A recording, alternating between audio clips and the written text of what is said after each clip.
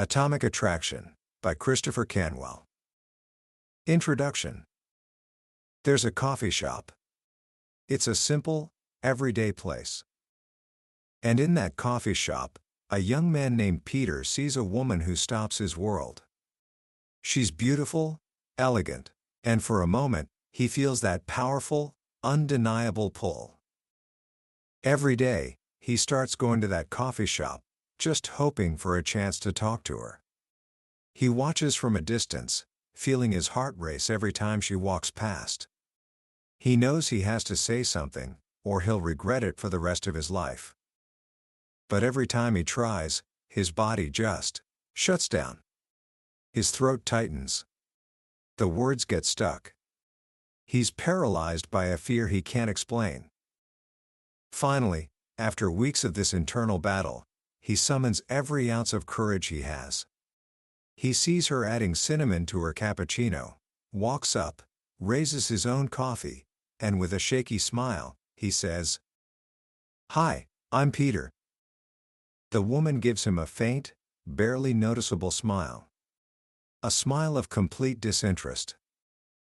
And then she turns and walks out of the coffee shop without saying a single word. Peter is left standing there, crushed. He feels the ground open up beneath him. Am I that unattractive? He thinks. Where did I go wrong? Now, I want you to hold that image in your mind. The feeling of rejection, of confusion, of worthlessness. Because 3 months later, the exact same scene plays out. The same woman, in the same coffee shop, adding cinnamon to her cappuccino. This time, a different man approaches her. His name is Paul. He doesn't say, "Hi, I'm Paul." He just leans in, catches her eye, and says one word. "Hey." The woman looks up, and this time, everything is different. She's intrigued. There's a confidence in his eyes that she can't ignore.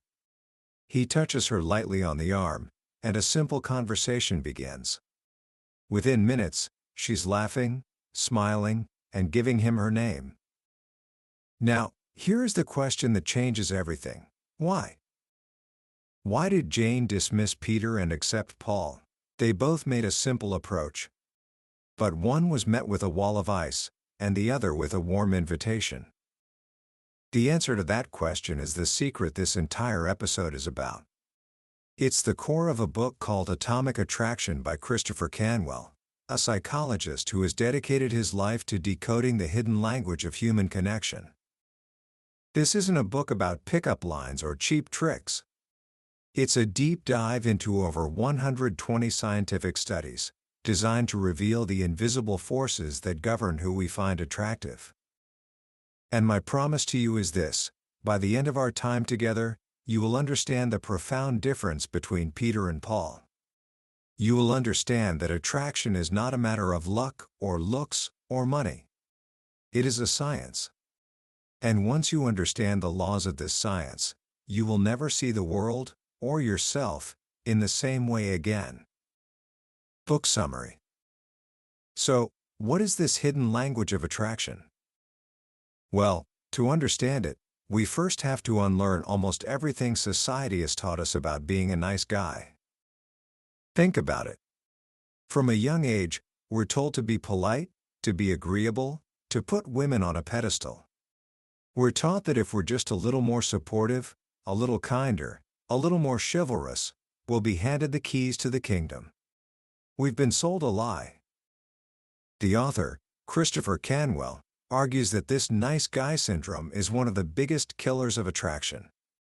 Why? Because it's fundamentally weak. A man who is constantly trying to please a woman, who is afraid to offend her, who seeks her approval at every turn, is communicating a deep lack of self-respect. He is, in essence, behaving in a subservient way. And that is the polar opposite of what triggers attraction in a woman.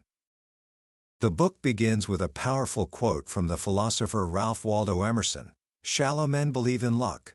Strong men believe in cause and effect." Attraction, Canwell shows us, is a game of cause and effect. It isn't about luck. It's about becoming the cause of attraction. So, how do you do that? It starts not with what you say, but with who you are. The foundation is built long before you ever approach a woman. It begins with the body. Think of your body as a billboard. It communicates everything about you without you ever saying a word. A man with a strong muscular physique sends a clear message: I am hardworking, I am disciplined, I am persistent, and I am mentally strong. You don't build a great body by being lazy. A study from UCLA found that women not only rate muscular men as more attractive, but they are also more likely to actively pursue them for relationships. A strong body is a reflection of a strong mind. And the message of strength continues with your appearance. The book notes that while the media often portrays men with soft, feminine features as ideal, the vast majority of women are drawn to masculine features. This is where simple things make a huge difference. Your hairstyle, for instance. Short hair projects masculinity. Long hair, while it might make you look handsome, often projects a softer, more feminine image. Then there's facial hair.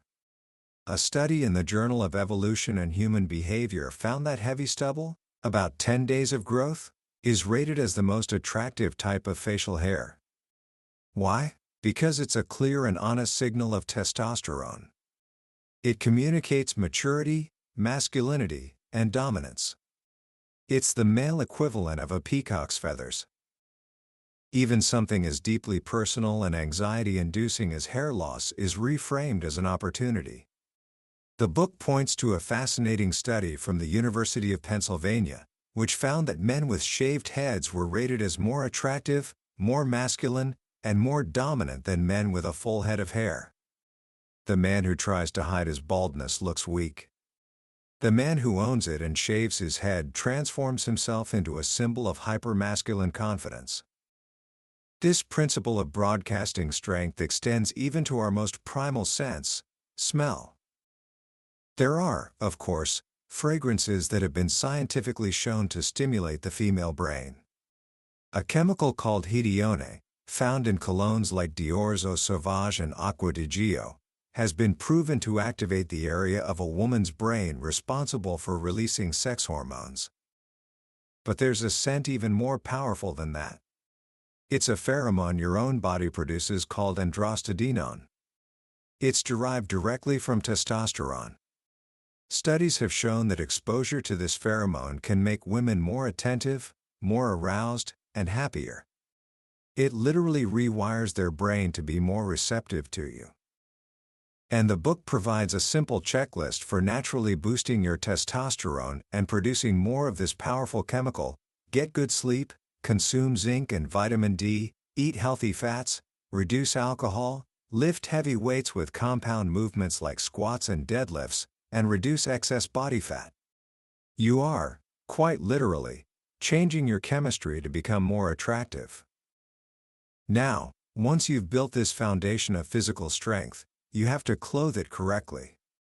The book is blunt: clothes matter. They are a signal of status and social intelligence.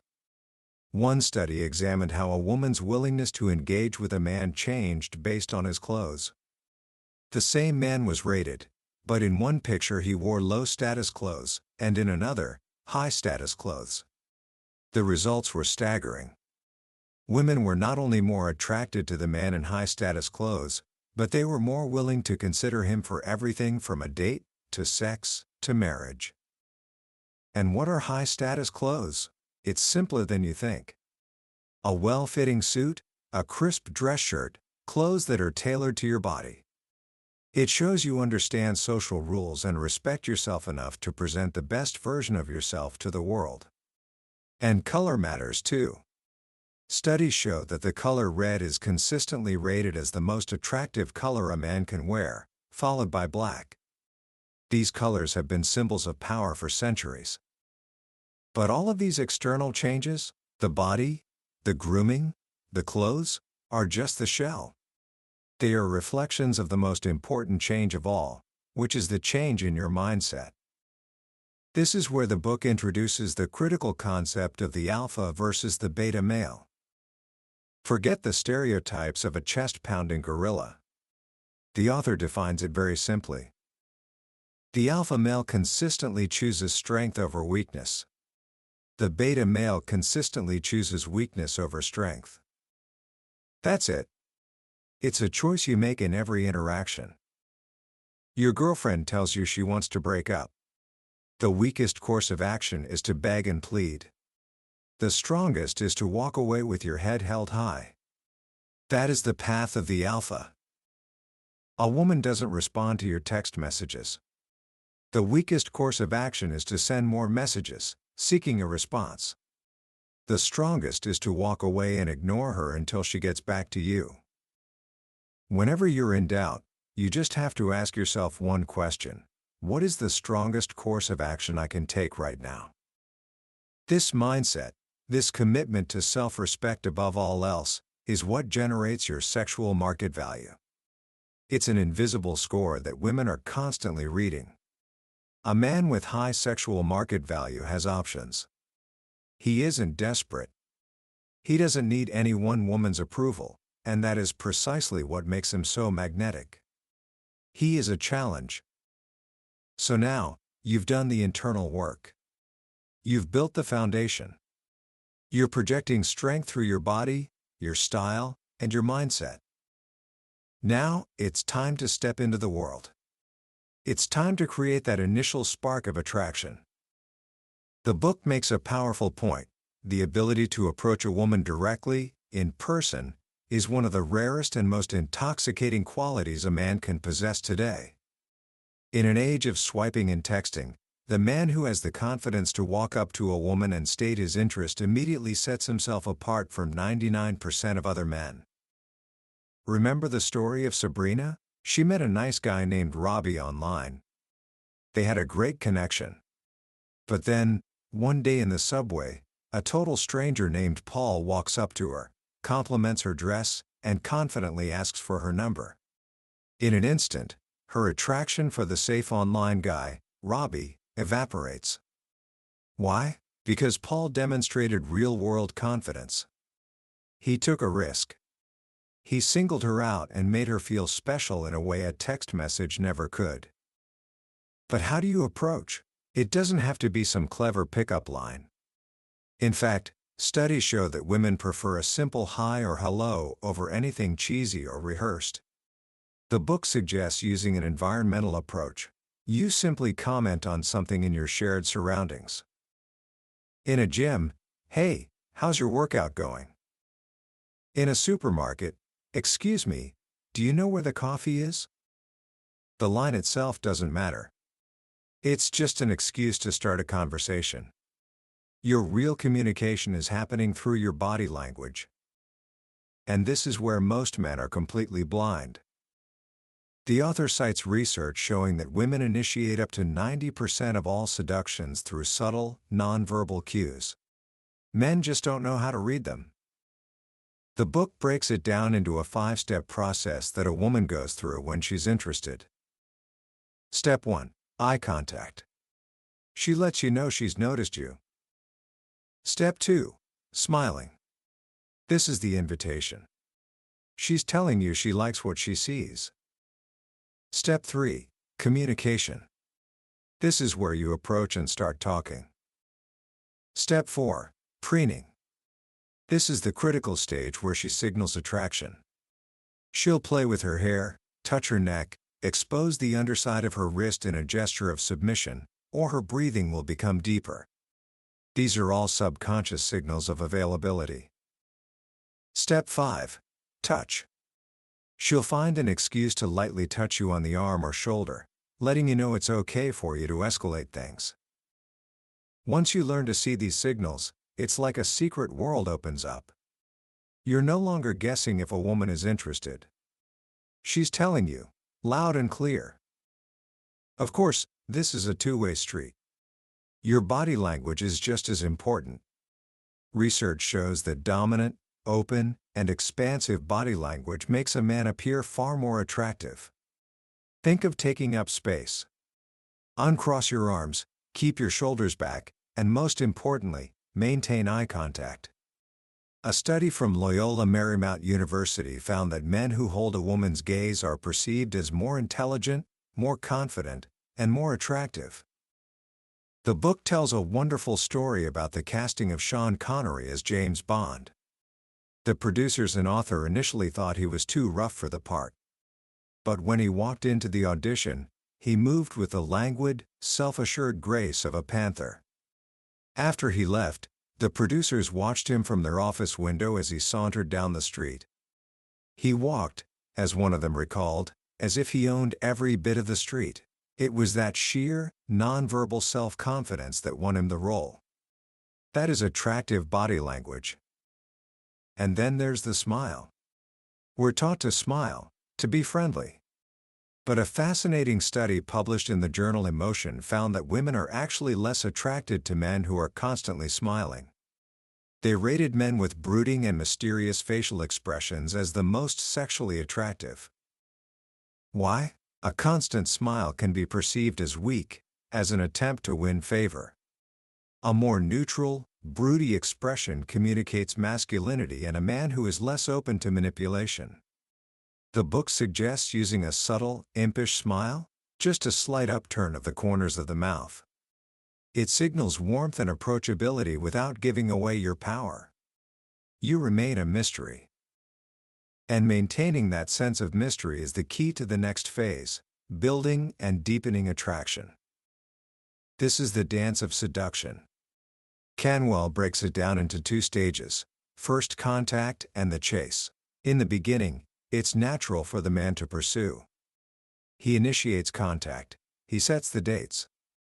But the biggest mistake men make is they never stop chasing. A successful seduction requires a transition. At some point, you must back off and allow the woman to start chasing you. If you're always the one texting first, always the one making plans, always the one expressing your feelings, you're communicating neediness. You're showing her that you want the relationship more than she does. And that kills attraction. This is why the book warns so strongly, never rush the seduction process. The case study of Vanessa and Eric is heartbreaking.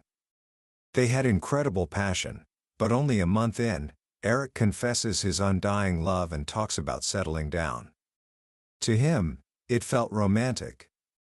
To her, it was a red flag. His focus on the relationship signaled a fundamental weakness. Soon after, she told him she needed space, and the relationship was over. The same goes for investing too much, too soon. Don't try to impress her with expensive dinners or lavish gifts. The unattractive man feels the need to impress. The attractive man knows his presence is enough. The secret is to maintain mystery. If you're texting for hours every day, talking about everything from your childhood dreams to what you had for lunch, what's left to discover? You become a known quantity. You become predictable. And predictable is boring. The case of Ingrid, Ken, and Phil perfectly illustrates this. Ingrid meets 2 men. Ken is constantly available. He texts her good morning every day. He's sweet, responsive, and predictable. Phil, on the other hand, is a mystery. He barely texts. He's elusive. When it comes time to set a date, both men ask her out for Saturday night. Ken asked first. But Ingrid cancels on the safe, predictable Ken to go out with the mysterious, high-value Phil. She intuitively knew that the man who was less available was the bigger prize. A crucial study from the University of Virginia confirmed this. Women were asked to rate men in 3 categories: men they were told liked them, men they were told had no feelings for them, and men whose feelings were unknown. Who did they rate as most attractive? The men whose feelings were unknown. Uncertainty increases attraction. The more a woman thinks about you, wondering where she stands, the more she will find you desirable. This dance continues with the use of words and touch. Women are primarily auditory creatures. They have a weakness for words. But not just any words. Serious, logical talk about business or politics does nothing to build attraction. It's about storytelling. Men who are good storytellers are perceived as having higher status and social intelligence. It shows you've lived an interesting life. The key is to keep your stories fluid and engaging, never boring or overly detailed. And then there's touch. Touch is one of the most powerful tools in seduction. Studies have shown that a simple, light touch on a woman's arm can dramatically increase compliance. A man asking for a woman's phone number, or asking her to dance, was far more successful if he accompanied his request with a brief touch. Why? The women in the study reported that they perceived the man who touched them as more confident. But the touch must be confident. It can't be hesitant or clumsy. And you must distinguish between playful, non-needy touch on the arm, shoulder, back and needy, clingy touch, constant hand-holding, hugging for comfort. The secure man doesn't seek a woman's touch for validation. So you've built the foundation, created the spark, and fanned the flames. How do you keep the fire alive for the long haul? This is where we enter the final, and perhaps most challenging stage, maintaining attraction. The book opens this section with a stark reality. Over 50% of marriages end in divorce, and women initiate approximately 70% of them. The primary reason? A loss of attraction. The dramatic story of Ben and Irene serves as a cautionary tale. Ben was a player, skilled at seducing women. But when he fell for Irene and decided to settle down, he changed. He became the perfect, attentive, relationship-focused husband. He bought her a house, constantly told her he loved her, and made her his #1 priority. And what happened? She grew to feel contempt for him. He was no longer the strong, challenging man she fell in love with. He had become weak and predictable. The relationship ended in disaster. This is the central paradox of long-term attraction. The very things that create comfort and security, predictability, constant reassurance, a lack of conflict, are often the things that kill desire. Attraction, the author argues, doesn't grow in safety. It grows in a swamp of anxiety, fear, jealousy, and uncertainty. One of the most powerful principles for maintaining this tension is the idea that attraction grows in space. In any relationship, both people need to maintain their own individual identity. When two people merge into one, spending every waking moment together, the mystery dies. The desire fades. You need space to miss someone. You need distance to feel that pull of fascination. In long-term relationships, this means having separate hobbies, separate friends, and your own life outside the relationship. The book even suggests that occasionally sleeping in separate beds can be a powerful way to reintroduce space and reignite a dying sex life. And within that space, there will inevitably be conflict. A woman's emotions are like the weather, they can change in an instant. The fatal mistake men make is trying to use logic to fight emotion. If a woman is sad or angry, you cannot reason her into happiness.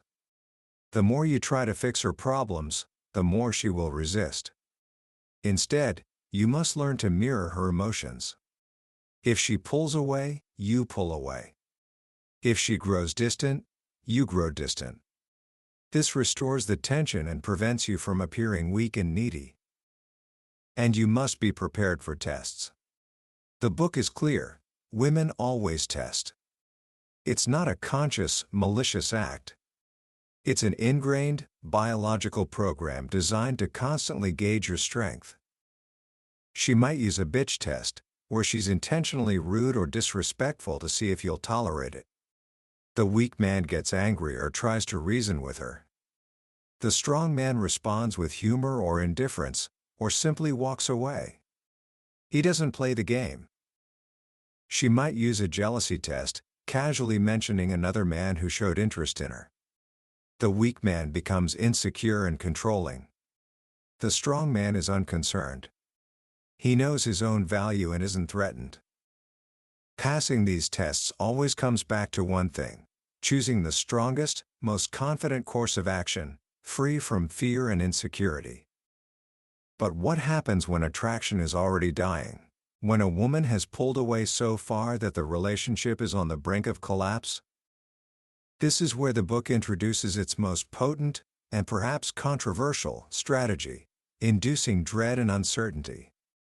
This isn't about being cruel, it's about using psychological leverage to save a dying connection. The idea is to trigger her fear of loss. Remember, the pain of losing something is a far more powerful motivator than the pleasure of gaining something. How do you do this? By suddenly becoming a scarce resource. You might ignore her calls for a few days. You might talk about how much you miss being single. You might post a picture on social media with other attractive women. You start working out, buying new clothes, improving yourself for you, not for her. Suddenly, the man she took for granted is no longer a sure thing. He's become unpredictable, high value, and desirable again. This jolt of anxiety brings her focus squarely back onto you. Studies have consistently shown that women are more attracted to men who put them into a slightly fearful or anxious state. One famous study found women rated men as more attractive right after getting off a roller coaster. That residual arousal from fear gets misattributed as attraction. Inducing dread works on the same principle. Ultimately, all of these strategies, from building your body to handling tests to creating space, all boil down to one single, elusive quality: the X factor. And what is the X factor? It's attitude. It's the unshakable core of self-respect that informs everything you do. It's the eradication of the desire to be nice and the embrace of your own mission and purpose. The book delves into the dark triad traits: narcissism, Machiavellianism, and psychopathy. Now, this doesn't mean becoming an evil person. It means adopting the functional aspects of these traits: being self-interested, putting your mission first, being assertive, going after what you want without apology, and being emotionally resilient, not being derailed by other people's drama. Women are not attracted to a man whose entire world revolves around her. They are attracted to a man who has his own world, his own purpose, and who invites her to come along for the ride. The man who fails with women is the man who seeks a relationship to give his life meaning. The man who succeeds is the one who finds meaning in his own life, and in doing so, becomes a man that women find utterly irresistible. Attraction is not something you chase. It is something you become. Commentary. As we come to the end of our journey through atomic attraction, it's easy to feel a little unsettled. The ideas in this book run counter to so much of what we're told is right and good. The notion that being less available, less responsive, and even a little selfish could be the key to a more passionate relationship can feel deeply counterintuitive, and for some, even wrong. But I think to dismiss it on those grounds is to miss the profound wisdom at its core. This book is not a manual for becoming a heartless jerk. If you read it that way, you've missed the point entirely. At its heart, Atomic Attraction is a book about self-respect. It's a call for men to stop seeking validation from others and to start building it from within. The strong body, the sharp clothes, the confident mindset, these aren't tricks to fool women. They are the external results of an internal commitment to becoming the best version of yourself. It's about understanding that your value doesn't come from a woman's approval. Your value is inherent, and it is your job, and your job alone, to cultivate it. The book's philosophy is challenging because it asks us to embrace uncomfortable truths about human nature. It forces us to acknowledge that attraction and love are not the same thing. Attraction is a raw, primal force. It responds to strength, to challenge, to mystery. Love, on the other hand, is what can grow from that attraction. It's about comfort, safety, and connection. The mistake so many of us make is trying to start with love, offering comfort and safety up front, and in doing so, we smother the very spark of attraction that is needed to ignite the fire. In a world that is increasingly confused about what it means to be a man, this book offers a clear, if sometimes stark, roadmap back to a confident, authentic masculinity. It's not about dominating women, it's about leading your own life with such purpose and integrity that a woman would feel compelled to join you. It's about moving from being a passenger in your own love life to confidently taking the wheel. So, how can you begin to apply these powerful ideas in your own life? Starting today, let me offer 3 simple actions. First, start with the physical. For the next 30 days, commit to a consistent workout routine. It doesn't have to be perfect. Just show up. Do this not to get a six-pack or to impress anyone, but to feel the simple power of keeping a promise to yourself. True confidence begins with physical strength, because it's tangible proof that you can endure discomfort for a greater goal. Second, practice the art of doing nothing. The next time you feel that jolt of anxiety because someone didn't text you back immediately, or they canceled a plan, I want you to resist the urge to fix it. Don't send another message. Don't ask if everything is okay. Just sit with that feeling of uncertainty. Observe it. Realize that it won't break you. This is the first step toward mastering emotional resilience and demonstrating that you don't need anyone else's response to feel secure in yourself. And third, and most importantly, define your mission. Spend 1 hour this week, just 1 hour, with a pen and paper, and write down what you want to achieve in your life that has absolutely nothing to do with a relationship. What skills do you want to master? What adventures do you want to have? What impact do you want to make on the world? A man with a mission is a man with a purpose. And a man with a purpose is the most attractive man of all. That was a deep dive into atomic attraction by Christopher Canwell. We've explored the core principles today, but I'll be honest with you, a summary, no matter how detailed, is like looking at a photograph of a magnificent feast. You can see the colors and shapes, but you can't taste the food. The real magic happens when you read the book for yourself. It's in the quiet moments, when a particular story or a simple phrase connects with your own experiences in a way you didn't expect. This summary is a map, but the book is the journey. If anything we've talked about today has struck a chord with you, I encourage you to grab a copy. Reading it isn't just about learning tactics, it's an experience that can genuinely change the way you see yourself and your place in the world. The link to the book is in the description below. Also, if you found value in our time together today, please do me a small favor and hit that like button, and subscribe to the channel. It lets me know that these journeys are worthwhile, and it ensures you won't miss our next exploration into another life-changing book from the billionaire's bookshelf. Let's keep growing together.